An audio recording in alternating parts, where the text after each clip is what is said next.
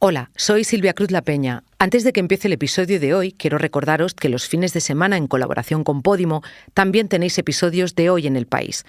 Mañana os ofrecemos un análisis de los 3 temas que han marcado la semana. Y el domingo, un reportaje desde Israel, en el que Bárbara Ayuso da voz a las mujeres de ambos bandos que sobreviven a la guerra. Porque a pesar de seguir trabajando como pueden, sosteniendo a hijos y sobrinos que se han quedado sin padre, militando en sus partidos, apenas se las ve ni se las oye. ¿Qué es ese sonido? Un avión. ¿A dónde va el avión? Se va por ahí, va a su destino. Y si va por ahí, le bomba. Ahora sí, os dejo con el episodio de hoy. Las últimas semanas en política han estado marcadas por las negociaciones entre el PSOE y Junts y otros grupos para la investidura de Pedro Sánchez. Hemos visto avances, retrocesos, atascos que nos dan una pista de la cintura que se necesita hoy para gobernar. Aunque esto no es nuevo en la política española. En los años 90, las alianzas con los nacionalistas marcaron también la llegada a la Moncloa y la estabilidad de las legislaturas de socialistas y populares. Soy Ana Fuentes. Hoy en El País, pacto al límite, la antesala de un gobierno que tendrá que negociar.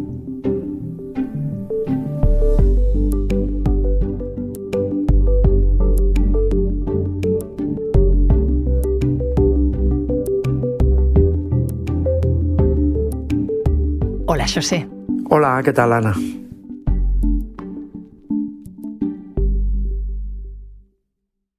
José Armida es mi compañero de la sección de política del País.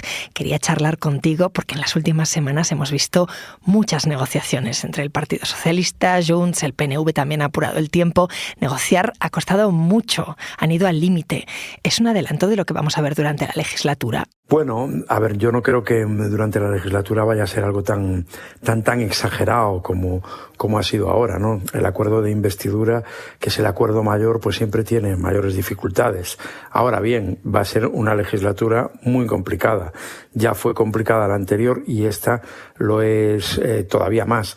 Y sobre todo porque en la anterior el gobierno tenía cierto margen de maniobra, porque algunas cosas las podía sacar adelante con Ciudadanos. Así ocurrió, por ejemplo, la reforma laboral y en los estados de alarma, cosas muy importantes. Pero ahora solo hay una opción, no hay un plan B. Todo tiene que pasar por el plan A y no va a ser fácil, ¿no? Es como dices, negociar, donde entran en juego las expectativas, los tiempos de cada formación política es una cosa y luego gobernar es otra. ¿Tenemos que esperar que para cada avance relevante vayan a negociar de manera tan dura los distintos partidos, como hemos visto? Bueno, hay una cosa que ya ha anticipado de alguna manera, sobre todo la parte socialista del gobierno, y que es que no esperemos una actividad legislativa tan amplia como en la anterior legislatura, en la que salieron adelante como 200 leyes. El PSOE ya se está poniendo un poco la venda antes que la herida y diciendo que hay muchísimas reformas que ya han sido hechas y que ahora no van a ser necesarias. Y creo que esto es en gran parte porque son conscientes de la dificultad, de lo que tienen por delante. El gobierno siempre puede recurrir a los decretos leyes, pero sobre esto que se insiste mucho, y es verdad que es un sistema del que se abusa a veces, pero a la hora de la verdad, a los 2 meses tienen que pasar por el Congreso. Y si el Congreso no los aprueba, los decretos leyes decaen.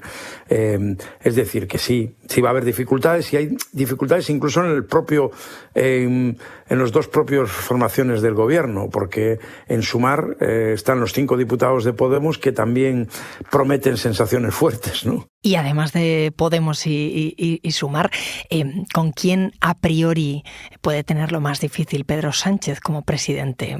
¿Carles Puigdemont es quien más alejado está del núcleo de esa coalición o hay algún otro partido? Sí, yo creo que sobre todo va a ser con Junts per Catalunya, porque con los demás ya está un poco engrasada la negociación de la anterior legislatura. Junts es la incorporación nueva y aparte es una formación que ha estado estos años en unas posiciones pues tremendamente radicales, ¿no? Creo que con ellos va a ser lo más complicado ahora. Ahí hay una complicación para el gobierno, que es que va a tener como socios, tanto en Cataluña como en Euskadi, a dos formaciones políticas que compiten entre ellas. Y en el caso de Euskadi, que no parece que sean los más problemáticos, pero tiene la dificultad añadida de que va a haber elecciones el año próximo, muy pronto, probablemente en primavera. Bueno, todo esto son dificultad sobre dificultad añadida. La clave de ese acuerdo entre PSOE y Junts ha sido pactar la ley de amnistía. Estos días en El País publicábamos la encuesta que nos hace 40DB, en la que se ve que el PP avanza, pero no lo suficiente como para alcanzar la mayoría. ¿Le han pasado factura al PSOE las negociaciones con el independentismo catalán, José? En esta encuesta, en este barómetro de noviembre, por primera vez desde las elecciones se aprecia un desgaste en el Partido Socialista, que hasta ahora, desde que fueron los comicios, no había hecho más que subir poquito a poco, porque le parecía que estaba comiéndole algo de electorado a Sumar, y ahora en el último mes ha perdido casi un punto. Bueno, hay un cierto desgaste. Ahora, de momento no es en absoluto un seísmo como pudiera parecer por el gran estruendo que estaba habiendo y las declaraciones apocalípticas sobre el proyecto de amnistía. Sí, el PSOE por primera vez acusa desgaste y el PP se está recuperando y recupera más de 1,5 puntos desde las elecciones generales. Yo creo que es un poco pronto todavía para medir qué daño le puede hacer esto al Partido Socialista. Hay que darle algo de tiempo y por delante vienen semanas e incluso meses realmente turbulentos, en que vamos a escuchar, creo que cosas todavía más fuertes y más duras de las que hemos escuchado estos días, que ya bastante han sido. Bueno, lo has dicho tú, es que llevamos meses muy turbulentos también, ¿no? Con mucha presión mediática, política. Hemos escuchado durante toda la legislatura que al gobierno se le llamaba Frankenstein, un gobierno hecho de retales. Señor Sánchez, el gobierno Frankenstein no da más de sí. Esta es Cuca Gamarra, secretaria general del Partido Popular. Sí. ha quedado esa denominación que, por cierto, se atribuye a un socialista, al fallecido Alfredo Pérez Rubalcaba, que era contrario a estas alianzas con los independentistas.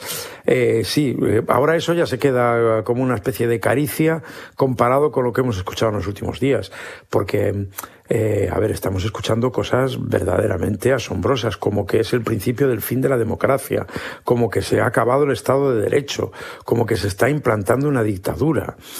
Yo sinceramente creo que se puede, y hay argumentos muy poderosos contra el proyecto de ley de amnistía, entre otras cosas porque hasta antes de ayer los socialistas lo rechazaban e incluso decían que era anticonstitucional, pero una cosa es eso y otra cosa es decir que se acaba la democracia en España. Muchos países europeos han aprobado amnistías. Ahora mismo el Reino Unido ha aprobado una más polémica incluso que la española, porque amnistía delitos de sangre en el Ulster, en Irlanda del Norte, y nadie dice que en el Reino Unido haya dejado de ser una democracia.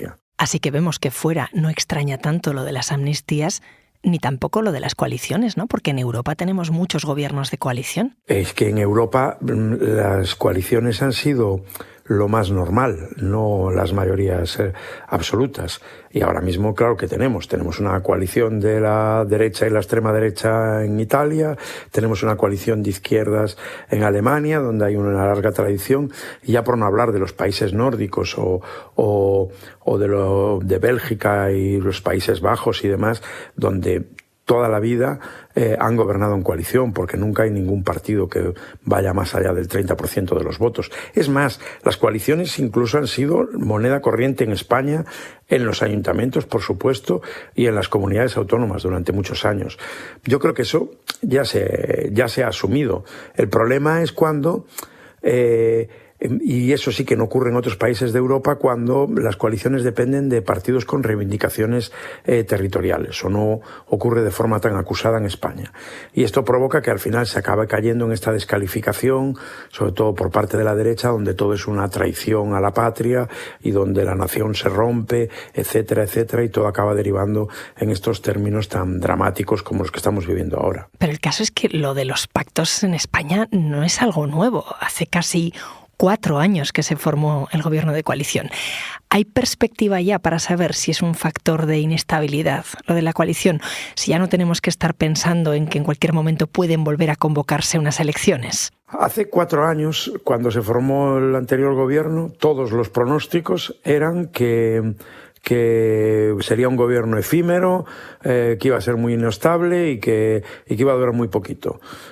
Bueno, a la hora de la verdad, ha durado casi la legislatura entera. Hubo un pequeño adelanto decidido por Sánchez, pero las elecciones, según el calendario normal, tendrían que haber sido en diciembre, fueron en julio, y el gobierno, con todos los vaivenes y todas sus dificultades, fue lo suficientemente estable como para aprobar 4 presupuestos, cosa que no había conseguido el anterior de Mariano Rajoy, y sacar adelante 200 leyes. Incluso si miramos por tiempo de supervivencia, supera un poco la media de los gobiernos que ha habido en los más de 4 décadas de democracia, incluidos los de mayoría absoluta. Entonces, hombre, evidentemente cuando hay pactos y no hay mayoría, todo es más complicado, todo es más complejo y todo exige más diálogo y más negociación. Pero a veces creo que se confunde un poco lo que entendemos por el término estabilidad, porque luego clamamos mucho por la estabilidad, pero cuando hay mayorías absolutas empiezan las quejas de que el partido del gobierno aplica el rodillo.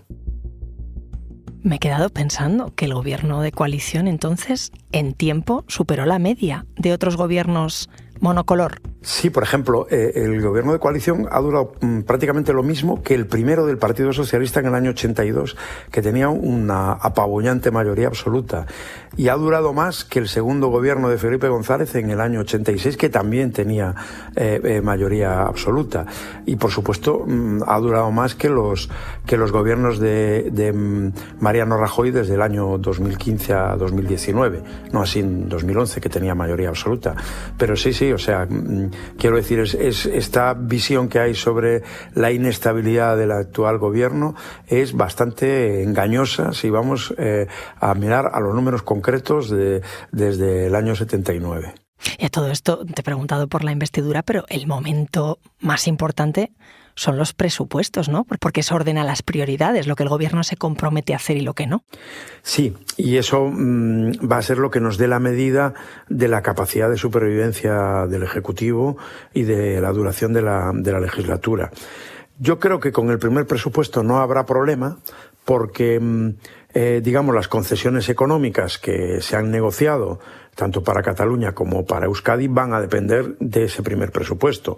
Es decir, los partidos que han reivindicado esas cosas, para conseguirlas tendrán que aprobar los presupuestos, y ahí eso le da un margen al gobierno, porque en el peor de los casos tendrá para un año y podría incluso sobrevivir un segundo o incluso un plazo más prorrogando el siguiente.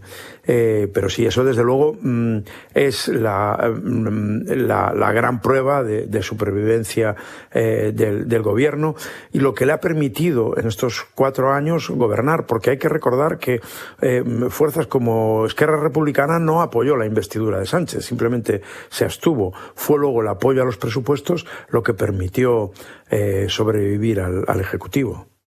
Ahora me sigues contando, José. Enseguida volvemos. Porque escuchas Hoy en el País y siempre tienes ganas de más, recuerda que los sábados y los domingos tienes nuevos episodios gracias a la colaboración de Podimo y El País Audio.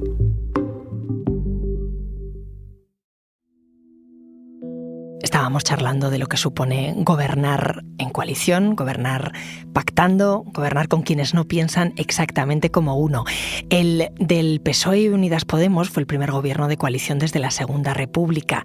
Este del PSOE y Sumar va a ser el segundo. Los pactos fueron una parte clave en la política en los 90. En el 93 Felipe González y en el 96 José María Aznar, con los pactos del Majestic, se pusieron de acuerdo con la entonces CiU para ser investidos.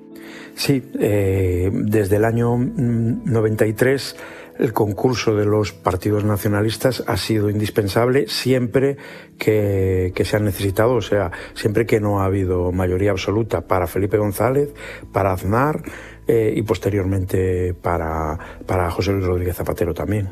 El catalán, la lengua catalana, es una de las expresiones más completas, más perfectas. La entiendo y además, cuando estoy en círculos reducidos, no muy amplios, la hablo también. Estábamos escuchando a José María Aznar. ¿En qué se diferencia, José, este Junts del CiU que pactó con él en el año 96? Pues mucho, ¿no? Sobre todo lo que se diferencia es que la Convergencia i Unió del año 96 no tenía un programa independentista. Ni rupturista como el que tiene ahora Junts.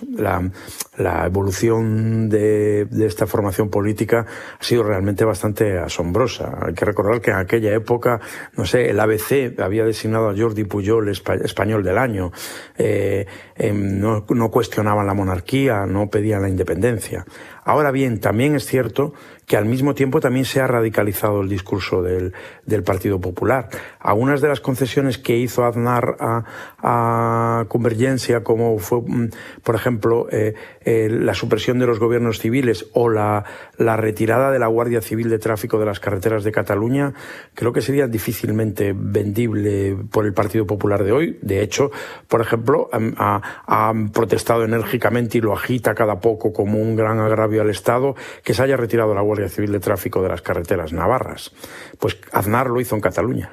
Oye, y por seguir comparando, ¿en qué se diferencia el Junts de 2023 con el que pacta el PSOE de lo que era el PDeCAT en 2017? Bueno, en este caso es un poco parecido, ¿no? El PDeCAT fue el primer, no sé si iba a decir disfraz, ¿no? Las primeras siglas a las que se acogieron después de la caída de Convergencia, aunque luego se acabó rompiendo. Es decir, lo que luego se quedaron con el nombre del PDeCAT eran los que seguían un poco defendiendo el espíritu de la antigua Convergencia, que fueron 4 diputados en la pasada legislatura, con una voluntad mucho más pactista que Junts. Bueno, digamos que el Junts actual se ha quedado como más el núcleo puigdemontista, por decirlo así, y los elementos más con un discurso independentista más radical. Los españoles, mediante su voto, han decidido otorgar al Partido Popular su confianza para gobernar España en los próximos años. Así celebraba Mariano Rajoy en 2011 la última mayoría absoluta que hubo en España. Hace ya 12 años de eso, y antes de que rompiese Podemos y otros partidos que cambiaron el panorama político. En lo nacional, lo de la mayoría absoluta ya parece imposible para los partidos, José. A corto plazo, yo creo que completamente, ¿no? Completamente. No creo que ni Sumar ni Vox, puede que no estén ninguno de los dos ahora mismo en su mejor momento, que puede que la fragmentación no es la misma que hace 5 o 6 años. De hecho, el bipartidismo ha recuperado terreno, pero ahora nadie puede imaginar que Sumar o que Vox vayan a desaparecer de la noche a la mañana, y eso sería condición indispensable para que tanto el Partido Socialista o el Partido Popular pudieran volver a alcanzar la mayoría absoluta. Yo creo que eso a corto plazo está completamente descartado del panorama. Luego ya a medio y largo plazo, pues vete tú a saber en este mundo de hoy las cosas que pueden ocurrir, ¿no? Pero desde luego ahora mismo me parece fuera de lugar, sí. Pensando en lo concreto que van a conseguir los grupos políticos gracias a estos pactos, más allá de la amnistía, que puedan vender. Bueno, inversiones, ¿no? En el caso catalán, una larga reivindicación que viene de hace tiempo, que es el traspaso de las rodalíes, de la red de cercanías de tren, y una cuestión que está agitando también mucho el PP, que es la condonación de una parte de la deuda de Cataluña con la administración central, en concreto 15.000 millones de euros. El PP ya lo agita como un agravio al resto de las comunidades, aunque el gobierno asegura que se van a poder beneficiar todas de una condonación de deuda similar. Bueno, la amnistía es el reconocimiento, digamos, político o la concesión política más fuerte, la concesión también identitaria, por decirlo así, y luego ya vamos a cuestiones más prácticas, más de política diaria, más económicas, que en realidad se parecen más a lo que hablábamos antes, a las negociaciones de hace 3 décadas, pues en la época de Convergencia y del PNV con González o con Aznar, ¿no? Que eran más pues cosas de comer, por decirlo así. Y desde el punto de vista de la calidad democrática, ¿en qué se diferencia un gobierno en el que están representados tantos partidos con su voto de investidura de un gobierno en solitario? ¿Es más representativa esta manera de gobernar? Sin duda, cuando hay una coalición, pues eso obliga a incorporar y a conciliar sensibilidades diferentes desde el punto de vista ideológico, político e incluso territorial, ¿no? En el caso de España, eso es indudable. Yo creo que hay una cierta distorsión en el discurso aquí. Por ejemplo, estos últimos 4 años hemos oído con insistencia de que el gobierno ignora y desprecia al Parlamento, entre otras cosas porque hubo, y yo creo que es indudable, un cierto abuso de los decretos leyes, pero es que los decretos leyes, lo decía antes, necesitan pasar por el Parlamento. Es que nunca ha habido un gobierno que necesite tanto al Parlamento, lo tiene que pactar absolutamente todo. Entonces esto es así. Otra cosa es que luego el sistema español da muchas prerrogativas al gobierno. Entonces el gobierno pues puede hacer cosas como nombrar magistrados del Constitucional, pues no sé, el director del CIS, cosas que ahora mismo son polémicas y que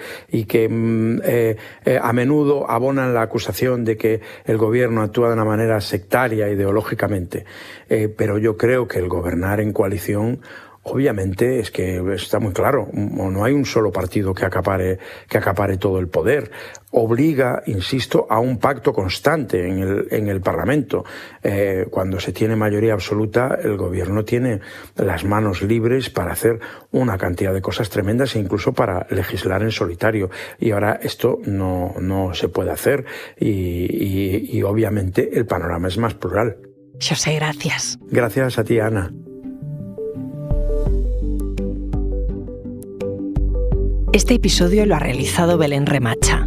El diseño de sonido es de Camilo Iriarte, la edición es de Ana Rivera y la dirección de Silvia Cruz La Peña.